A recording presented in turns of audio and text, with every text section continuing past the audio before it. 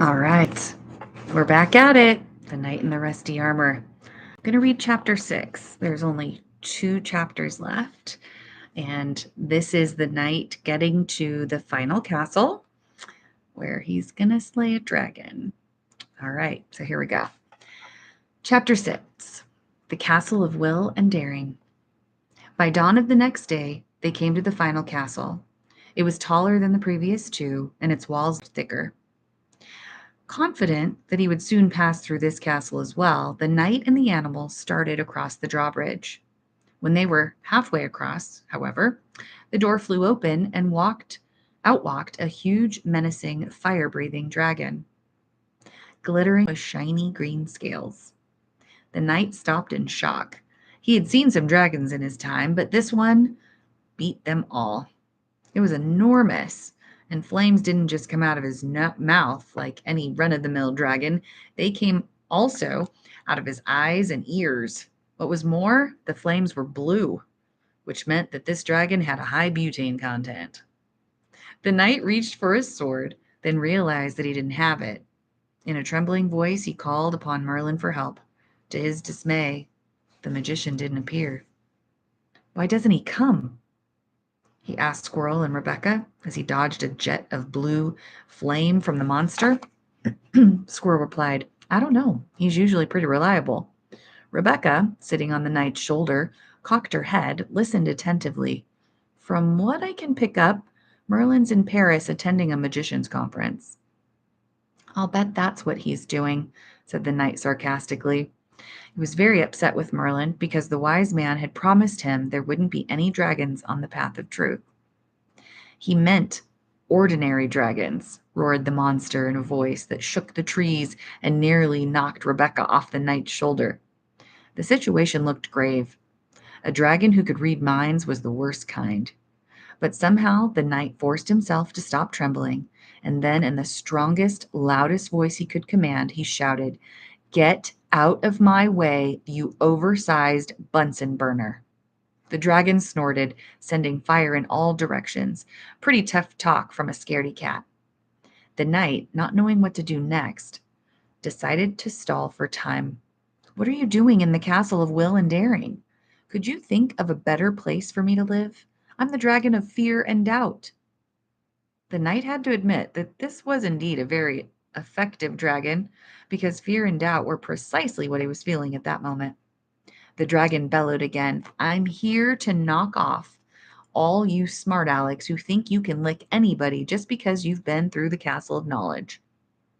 Rebecca whispered in the knight's ear, "Merlin once said that self-knowledge can kill the dragon of fear and doubt." "Do you believe that?" asked the knight. "Yes," replied Rebecca firmly. "Then you take on that jolly green flamethrower." So saying, the knight turned and retreated across the drawbridge. "Ho, ho, ho!" laughed the dragon, his last ho nearly igniting the seat of the knight's pants. "Are you quitting after you've come this far?" Squirrel asked the knight as he brushed sparks from his singed rear end. "I don't know," he replied. "I've become used to little luxuries like living." Sam chimed in. "How can you live with yourself if you don't have the will and daring to test the self-knowledge you've acquired?" "Do you believe, too, that self-knowledge can kill the dragon of fear and doubt?" asked the knight. "Certainly. Self-knowledge is truth. And you know what they say, truth is mightier than the sword." "I know they say that, but has anybody proved it and lived?" No sooner had the knight uttered these words, however, than he remembered that he did not need to prove anything. He was born good, kind, and loving, and he was still all those things. A man who was all those things didn't have to feel fear and doubt. He knew the dragon was an illusion. It existed only if he believed that it existed. He looked back across the drawbridge to where the dragon was pawing the ground and setting fire to some nearby bushes, apparently to keep in practice. The knight took a deep breath. This was going to be a hard theory to prove. Then he remembered he didn't have to prove anything. It was his right to continue on the path. Thus, with the thought in mind that the dragon existed only if he believed in it, he slowly marched back across the drawbridge. The dragon, of course, came out to meet him again, snorting and spitting fire. To the dragon's surprise, the knight continued to march toward him. But soon the knight's courage began to melt, as did his beard, also from the heat of the dragon's flame, and so with a cry of fear he turned and ran. The dragon let out a mighty laugh and shot a stream of searing flame at the retreating knight, setting the seat of his pants afire. With a howl of pain, the knight flew across the drawbridge with the squirrel and Rebecca scurrying behind him. Spotting a small brook, he quickly plunged his scorched seat into the cool water, quenching his smoldering garment with a hiss. Squirrel and Rebecca stood on the bank, trying to comfort him. "You were very brave," said Squirrel. "Not too bad for the first try," added Rebecca. Startled, the knight looked up from where he sat. "What do you mean, first try?" Squirrel said matter-of-factly, "You'll do better when you go back the second time." The knight retorted angrily, "You go back a second time." "Remember, the dragon was only an illusion," said Rebecca. And the fire coming out of its mouth, was that an illusion too?" Right," said Rebecca. "The fire was an illusion too." "Then why am I sitting in this brook with a burned behind?" demanded the knight. "Because you made the fire real by believing the dragon was real." "The dragon was not real. If you believe the dragon of fear and doubt is real, you give it the power to burn your behind," said the squirrel. "They're right," Sam added. "You have to go back and face the dragon." The knight felt cornered.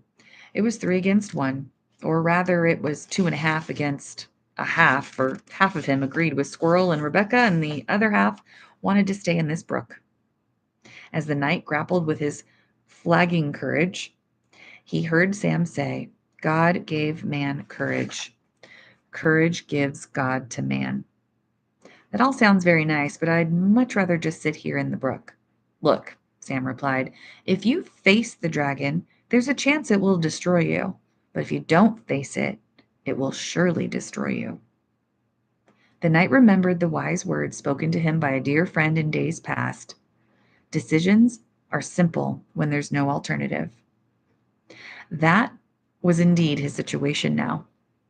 And so reluctantly he struggled to his feet again, took a deep breath, and started once more across the drawbridge. The dragon looked up in disbelief. This was certainly a very stubborn fellow. "Back again?" it snorted. "Well, this time I'm going to really burn you." But it was a different knight who was marching toward the dragon now, a knight who was chanting over and over to himself, "Fear and doubt are illusions. Fear and doubt are illusions." The dragon threw gigantic crackling flames at the knight time and time again. But try as the monster might, it could not set fire to him.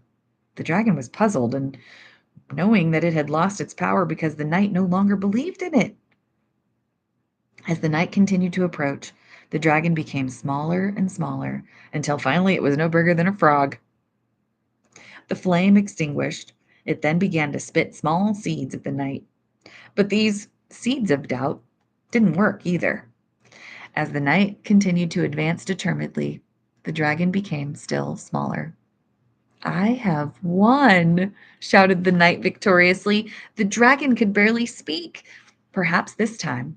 But I'll be back again and again and again to stand in your way." And with that, it vanished in a puff of blue smoke. "Come back whenever you want," the knight called after it. "Each time you do, I'll be stronger and stronger, and you'll be weaker." Rebecca flew up and landed on the knight's shoulder. "You see, I was right. Self-knowledge can kill the dragon of fear and doubt."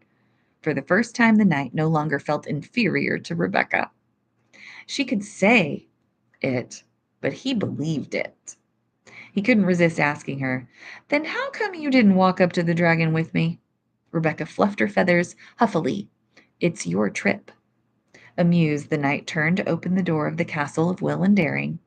He couldn't believe his eyes. The castle had vanished completely. There was no trace of it to be seen. Sam said, "You can close your mouth now. You don't have to learn Will and Daring, because you've just shown that you have it." The knight threw back his head, laughing in pure joy. He could see the top of the mountain. The path was even steeper than it had been so far, but it didn't matter. He knew that nothing could stop him now. Stay tuned for chapter 7.